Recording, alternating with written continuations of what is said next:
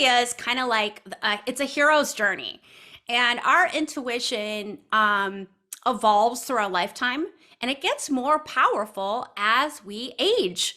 So I'm not at all surprised to hear that when you hit 50, Miriam, you felt like you were like, wow, like I am more plugged in, like my consciousness is higher, because I'm sure it was. It evolves over time, it gets powerful. That's why if you look at ancient cultures, it was the elders they looked to, not just because they had the human experience in this lifetime.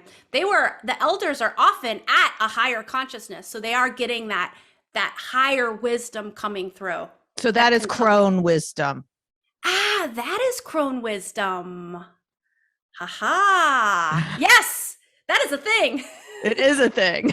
That is totally a thing. Okay. And I love that how that's called. I love how that sounds. Yes, yes, yes, yes. So our intuition grows whether we mindfully with intention do anything with it or not. But why not? Why not try to amp up your intuitive gifts to its fullest? Because it's only going to have positive effects on your experience.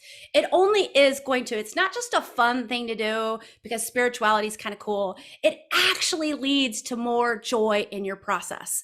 And when you have more joy in your process, you attract more buyers. You become that magnetic person. You're creating at your best, and it absolutely leads to more sales. It leads to more abundance, and from a place of joy.